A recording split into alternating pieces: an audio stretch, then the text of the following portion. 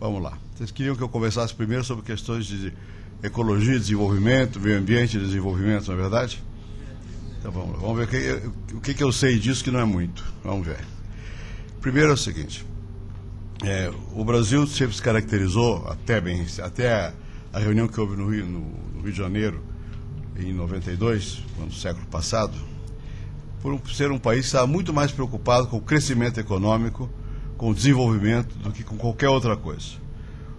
Houve uma reunião muito importante na Suécia, no século passado, em 1972, em Estocolmo, que foi a primeira vez que realmente houve uma preocupação maior com a questão de quais eram as relações entre o crescimento da economia e a natureza, e o meio ambiente. Já havia muita gente preocupada com isso antes. Houve um grupo de pessoas que tinha se organizado em Roma, chamado Clube de Roma, e essas pessoas estavam preocupadas com o esgotamento dos recursos naturais. Só que naquela época, os que tínhamos preocupação aqui no Brasil com o desenvolvimento econômico, achávamos que isso não podia, era uma coisa dos países ricos e que estavam querendo manter a diferença entre ricos e pobres, impedindo que os países pobres crescessem. E havia muita oposição às teses defendidas pelo chamado Clube de Roma. Algumas pessoas aqui no Brasil, não obstante, já tinham uma certa preocupação maior com a questão ambiental. De fato, foi mesmo em 72 que a discussão se tornou mais viva, porque essa reunião foi convocada pelas Nações Unidas e começamos a ter uma certa base científica para ver quais eram os efeitos danosos que um crescimento sem respeitar os limites da natureza poderia ocasionar, até mesmo para a sobrevivência humana. Nessa época, a posição do governo do Brasil era bastante simples. Chamavam bendita poluição, que a poluição significava fábricas, significava fumaça, significava o crescimento da economia. E foi defendida essa tese, sem essa crueza que eu estou dizendo, mas foi defendida essa tese na reunião de Estocolmo. Bem, a partir daí, não só no Brasil, no mundo todo, começaram várias pessoas a discutir com mais profundidade o que fazer para que houvesse um equilíbrio maior entre a necessidade do crescimento econômico. A tese do Clube de Roma eles falavam em inglês zero growth, quer dizer, crescimento zero. Isso é claro que um país em desenvolvimento não pode aceitar não crescer. Então mudaram um pouco a perspectiva, ao invés de não crescer para não prejudicar a natureza, como crescer de modo que seja possível manter os recursos naturais de uma maneira permanente e como, portanto, esse crescimento ser sustentado ao longo do tempo. Nesses anos 70, eu mesmo participei de muitos encontros na Suécia, numa universidade chamada Uppsala, lá na Suécia, que tinha um centro chamado Dag Hammarskjöld, que era o primeiro secretário-geral das Nações Unidas, que era um sueco. Então, nesse centro Dag Hammarskjöld, houve muitas reuniões, criamos uma revista, e algumas pessoas, notadamente um que é polonês, brasileiro e francês, e mora agora aqui em São Paulo, chama-se Inácio Sachs, foi quem inventou a palavra ecodesenvolvimento. No decorrer daqueles trabalhos que se fazia nessa época, dos anos 70, e isso começou a ser tomado mais a sério, com mais profundidade. Muito debate, muita discussão, pode ou não pode, realmente os efeitos são danosos ou não, etc, etc. Mas a ideia foi tomando mais força, até que houve uma reunião no Rio de Janeiro de novo, que foi a Conferência do Meio Ambiente de 92, e com uma particularidade, é que a essa altura, quer dizer, no século passado, na década de 90, além dos governos e de alguns cientistas, havia muitos setores da sociedade, chamadas ONGs, as organizações não governamentais, que estavam ativamente envolvidas na discussão da questão climática. E quando houve essa reunião no Rio, houve uma reunião oficial e uma paralela, que era patrocinada pelas organizações não governamentais. E essa teve até mais sucesso, fez mais barulho do que a reunião paralela. A essa altura já era óbvio que, pensando em termos do mundo, e não só do Brasil, que muito do que se estava fazendo realmente era uma ameaça à sobrevivência da espécie humana. O principal vetor para levar a essa conclusão era a questão atômica. Não só por causa da bomba, como por causa de eventuais desastres, como houve na Rússia. Houve vários desastres, mas sobretudo o que fazer com esse enorme arsenal militar, cheio de bombas atômicas, e que são uma ameaça permanente. Por quê? Porque uma vez que uma explosão, com os ventos ninguém sabe onde é que vai parar o resultado dessa explosão. Quando houve o desastre na Rússia, em Chernobyl, que era uma cidade russa, isso foi sentido até na Europa, porque os ventos levaram chuvas ácidas, etc, etc, e muita gente não só morreu, como ficou afetada, porque a questão da desintegração nuclear, a radioatividade gerada por aí, produz efeitos daninhos que duram muito tempo no corpo humano. Então, até hoje, muita gente está afetada por essa questão. E começou-se, então, a tentar desenvolver, já antes, acordos para poder diminuir o arsenal atômico entre, basicamente, a União Soviética, que então existia, portanto, antes da Conferência do Rio, e os Estados Unidos, para limitar a proliferação atômica. Esse tema foi muito discutido, muito importante. O Brasil custou muito a aceitar, assinar o chamado Tratado de Não Proliferação, TNP, porque os países que já têm a bomba têm uma vantagem estratégica por terem a bomba. Então, com que direito eles vão impedir que os países que não têm a bomba venham a tê-la? Sempre o pretexto é o mesmo como agora do Irã. Nós precisamos ter conhecimento científico, precisamos fazer o desenvolvimento, nós não vamos fazer a bomba, mas temos que ter o desenvolvimento. Muito bem. E os países que já têm a bomba dizem, não, nada, porque na verdade vocês vão acabar querendo a bomba. Nesse TNP houve um compromisso de que os países que tinham a bomba iam diminuir seu arsenal. Está se discutindo tudo isso agora de novo.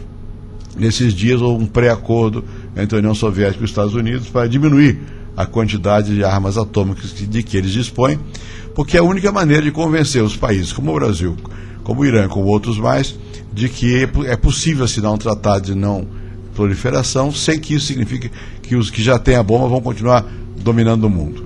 Bem, em todo caso, esse foi um dos temas que mais realmente mexeu com a questão do meio ambiente. Certo tipo de desenvolvimento científico pode efetivamente colocar problemas que afetam o conjunto da população, ou seja, a humanidade. A primeira pessoa que formulou isso em termos mais gerais e mais teóricos foi ninguém menos do que o Gorbachev, que, como vocês sabem, era o primeiro-ministro da Rússia, presidente do Partido Comunista Russo, enfim, era tudo na Rússia, na União Soviética, que era comunista então. E ele, sendo chefe do Império Soviético, fez declarações e escreveu livros que dizia, olha, essa questão, certas questões vão além do interesse das classes, do trabalhador, do proletariado, da burguesia, dos estados nacionais, da Rússia, dos Estados Unidos, da Alemanha, do que seja, porque elas afetam a humanidade. Então é preciso tratar de outra maneira. Hoje esse Gorbachev, que está vivo, ele hoje é presidente do que se chama de Cruz Verde, que é em função da ecologia. E é muito curioso que o chefe de um dos impérios mais poderosos e mais armados tenha sido ele próprio o primeiro a formular de maneira política geral a necessidade de prestar atenção com o meio ambiente. Mas, obviamente, não foi só a partir da questão atômica que a preocupação com o desenvolvimento e meio ambiente foi ganhando força. Houve muitas outras questões. Uma muito séria são a poluição do mar. E existem acordos, existem órgãos das Nações Unidas que discutem como controlar a poluição do mar. Porque numa certa altura, e até hoje em muitas partes, inclusive do Brasil, se considerava o mar como o esgoto universal. E a verdade é que o mar foi sendo progressivamente poluído. Os rios também. Né? Bem, mais recentemente houve outros fenômenos, outros problemas que chamaram a atenção para a necessidade de um desenvolvimento respeitador do meio ambiente. Quais foram? A que me refiro eu? Me refiro primeiro à chamada camada de ozônio. A Terra é protegida por uma camada de ozônio. E descobriram que havia uma fenda nessa camada de ozônio, um buraco, de tal maneira que os raios solares, certos raios solares que são negativos, passavam a ser danosos para o ser humano. E descobriu-se também que havia certos gases que provocavam essa fenda no ozônio, entre os quais aquele que se faz nas geladeiras. As geladeiras têm para congelar a água, usam um gás que é letal. Bem, isso foi medido, sobretudo na Antártica, o que está acontecendo com a fenda do ozônio, está aumentando, diminuindo. Então, já não era mais uma suposição de políticos ou de visionários a respeito dos efeitos maléficos que o próprio desenvolvimento poderia causar, mas era uma constatação científica. E houve reações contra isso, de tal maneira que hoje em dia esses gases foram praticamente eliminados e a fenda de ozônio diminuiu. Deu para perceber que a ação humana pode destruir a natureza, mas essa ação humana também pode, se tomar em consideração a natureza, pode arranjar uma forma de haver um desenvolvimento que não ofenda a natureza. Todos nós temos geladeira, ou muitos temos, e não obstante, essas geladeiras já não são mais produzidas dessa maneira. O que mais chamou a atenção nos últimos anos foi outra questão, que é chamado aquecimento global. É a suposição, que é mais do que suposição, de que realmente a emissão de CO2, de gás carbônico, é uma emissão que pode produzir um efeito sobre o clima na Terra. Bom, isso vocês estão vendo nos jornais, o que está acontecendo. Houve uma reunião agora em Copenhague, onde isso foi discutido, mas houve também o contra-ataque de muita gente que diz, olha, houve um exagero, houve erros na avaliação dos cientistas, tem uma coisa que um órgão que junta cientistas do mundo todo, eu não me lembro, IPCC, eu acho, que é o International Panel on Climate Change, como é que chama isso? Painel Internacional sobre Mudanças Climáticas, que junta todos os cientistas envolvidos no assunto. Até recentemente o presidente era uma pessoa da Índia, e Pachauri, que era muito respeitado, mas houve uma troca de e-mails entre os cientistas e parece que em alguns resultados houve uma má utilização de observações científicas e em função disso muita gente começou a dizer, está vendo, não existe esse problema de aquecimento global, provavelmente a Terra, o universo sofre mudanças, sempre sofreu, de repente tem momentos em que esfria, momentos que esquenta, não é o homem quem está produzindo isso, é a própria natureza que é assim. A discussão está nesse ponto, mas os dados de que existem alguns efeitos de elevação climática parece também que são verdadeiros. Todo mundo vê nos jornais ou na televisão o que está acontecendo no Oceano Ártico, onde efetivamente as geleiras têm uma menor permanência. Também o dado científico que foi posto em causa foi exatamente um cálculo sobre quando iria haver o degelo, quando as geleiras os glaciais dos mares iam desaparecer. Parece ser que vai ser no ano 2300 e os cálculos deram 2035. Então, 300 ninguém liga, 35 é perto de vocês. Então, dá para assustar, né? E a discussão continua neste ponto. Mas o fato é que há um reconhecimento de que a emissão de certos gases, chamados gases de estufa, pode prejudicar o meio ambiente e provocar alterações grandes. Se houver degelo efetivo, os mares podem subir. Se os mares subirem, as catástrofes estão aí visíveis, etc, etc. Bem, então há muitos esforços no sentido de criar mecanismos que permitam um desenvolvimento sem essas consequências negativas. A questão central está basicamente no que forma de energia se vai usar para a produção industrial e para os seres humanos. Na civilização contemporânea, nós dependemos crucialmente de energia. A energia mais barata é a energia chamada fóssil, que é a energia de detritos que se encontram no subsolo, dos mares e da terra, e que é o petróleo. Só que a energia fóssil, os produtos fósseis, são justamente os que mais emitem gases de CO2. E, portanto, são os mais letais a longo prazo para o meio ambiente. Como fazer? Toda a nossa civilização moderna está baseada no petróleo. Não só o automóvel, a geração de energia também. Ou quando não é o petróleo, é o carvão, que aliás é muito usado até hoje na China, nos Estados Unidos, em várias partes, e o carvão também é um emissor de CO2. Bem, alguns países, como no caso do Brasil, têm mais sorte porque a sua matriz energética é basicamente, como se diz, limpa, ou seja, é produzida com materiais que se renovam. O principal é a água. Há vários que se renovam, os ventos se renovam, a água se renova e usa toda a energia que deriva do meio vegetal, a cana-de-açúcar, por exemplo, o etanol, né? Tudo isso que você pode plantar de novo a cana. É tudo muito complicado, porque ao plantar a cana também se emite CO2. Então o balanço energético, para saber realmente o que ganha e o que perde, não é simples de ser feito, mas obviamente a questão do etanol, desse ponto de vista, é uma vantagem grande. Uma cidade como São Paulo, se nós não tivéssemos aqui no Brasil descoberto meios de utilizar com mais precisão uma mistura entre gasolina e etanol, quer dizer, álcool, se nós não tivéssemos descoberto também um motor chamado Flexiflex, que você pode usar de um jeito ou de outro, a poluição seria muito maior. Ela não é tão grande porque o nosso sistema de transporte é, em larga medida, feito através do etanol. Além do que o etanol permite a produção e, portanto, emprego. Não é? É uma certa riqueza. A questão da utilização dos ventos é muito ampla. Por exemplo, se for na Espanha, está cheio de moinho de vento, mas não é só, na Holanda também, e aqui no Brasil começa a existir também. É caro, em comparação com o etanol nem se compara, e os ventos não são permanentes, são complementares, não é alguma coisa que se possa usar com base permanente. Pode-se usar energia solar, e aqui se usa também, para aquecimento de água.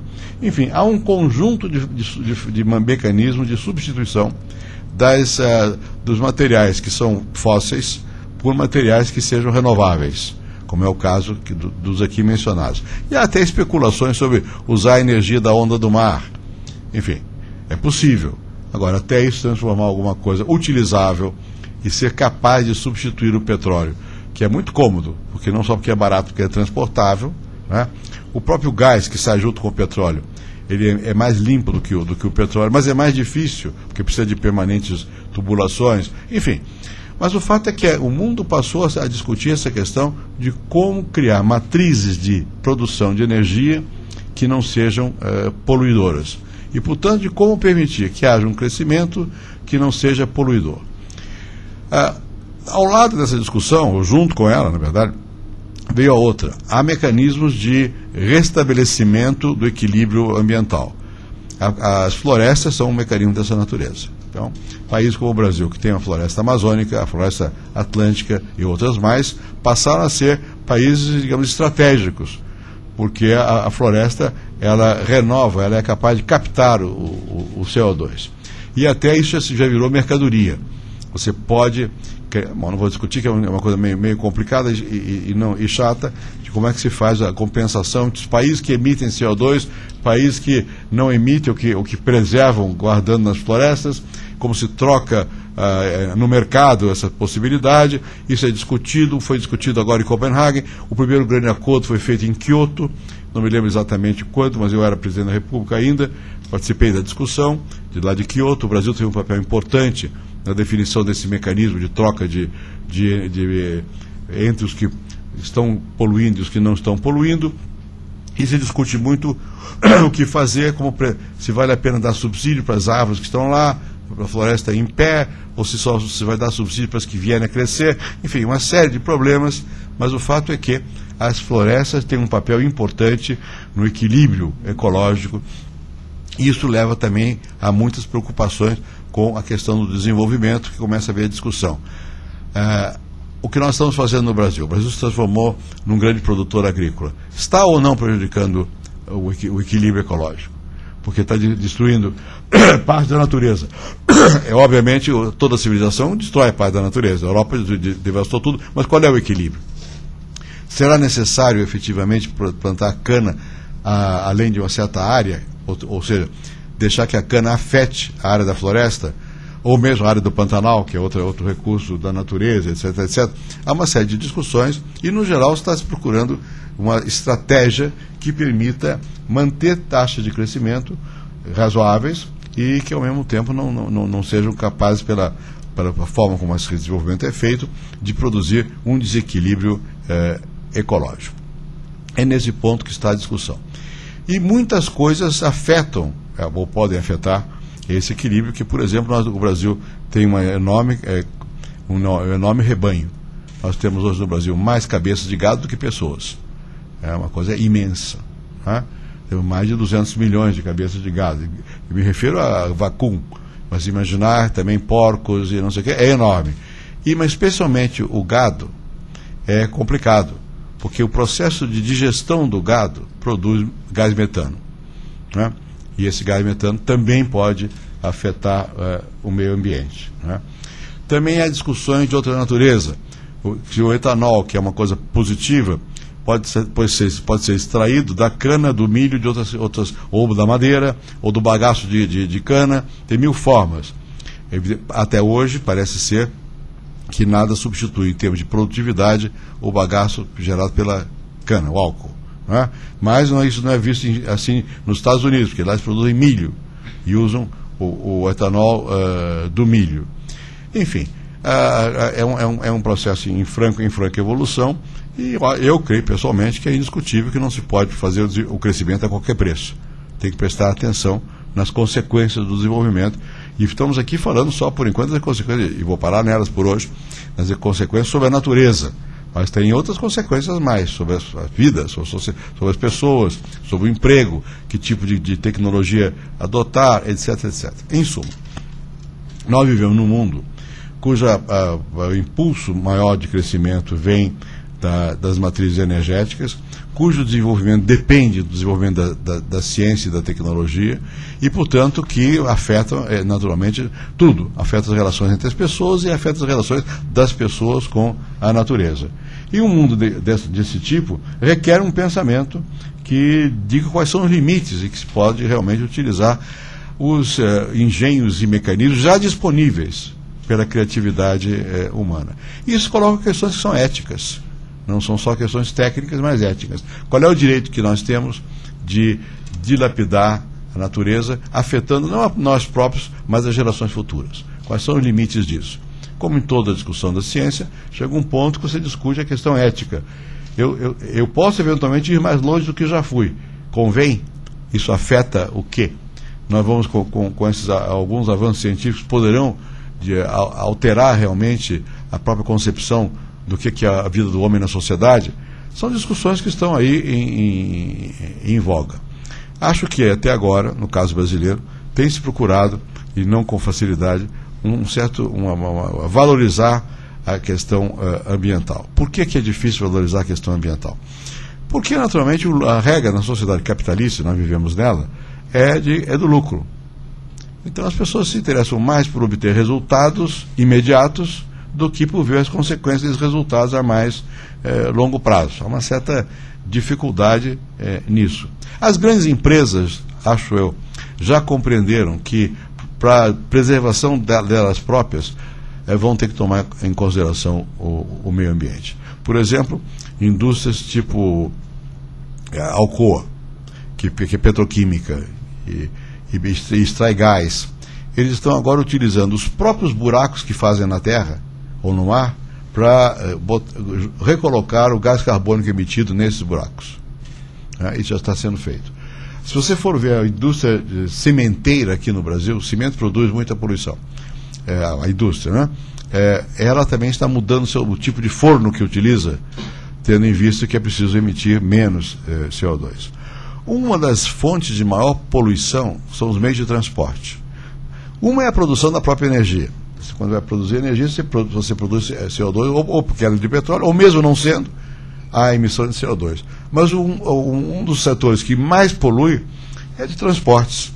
E, obviamente, por quê? Porque o transporte usando petróleo, ele polui. Né? Então, e nós aqui usamos e abusamos do transporte poluidor. Minoramos o efeito disso, como já disse, em função da utilização misturada do etanol. Mas o fato é que está se tentando buscar pontos de equilíbrio. Difícil pela vocação de lucro, difícil por outra razão também, porque no plano governamental é extremamente complicado fazer com que um ministro de uma área chamada produtiva entenda que, em vez de produzir mais e botar resultados no final do ano, eu fiz isso, fiz aquilo, é importante saber como fez. Se ao fazer você produziu mais danos ou menos danos. Não vai querer saber disso. Então, geralmente, o Ministério do Meio Ambiente, que é o que deveria ocupar-se dessa matéria, fica num canto do governo, atirando flechadas naqueles que estão no centro do governo. Nós vimos recentemente a Marina Silva pediu demissão porque o governo não entendia a necessidade de uma posição mais moderna, né, nessa matéria, né? Depois o próprio Lula mudou de posição lá em Copenhague porque viu que não dava. Fez um discurso, mas não sei se na prática vai mudar. E também não estou dizendo que seja dependendo do presidente, porque eu fui presidente, eu sei que não adianta só o presidente querer. Eu criei um fórum de discussão do meio ambiente, mas não adianta. Quer dizer, você tem que. Isso é uma questão de mentalidade. Não é só. É importante, a posição do presidente, do ministro, é importante porque é simbólica, sinaliza. Mas o mais importante é que a sociedade entenda os processos, cobre e ajude na transformação. Em suma, e para que eu responda a pergunta de vocês, eu acho que essa questão veio para ficar. Por mais que se discuta agora o que aconteceu, se é verdade que vai ter aquecimento global ou não, o meio ambiente não é só o aquecimento global, tem várias outras dimensões. E por mais que se discuta o aquecimento global, que se põe em causa, eu acho que é bom pôr as barbas de molho. Antes se tinha certeza que havia, agora alguns têm dúvida, mas se tem dúvida, põe as barbas de molho. Eu acho que esse é um tema que vai permanecer, acho bom que permaneça, acho que é preciso que se cobre crescentemente de cada um de nós, e também da própria vida, cobrar um consumo mais racional, não só de energia, mas em geral, de tal maneira que seja possível ter um equilíbrio positivo entre os respeitos aos limites da natureza e a produção econômica e suas consequências sociais. Dito isso, estou às horas para responder algumas perguntas, se eu souber.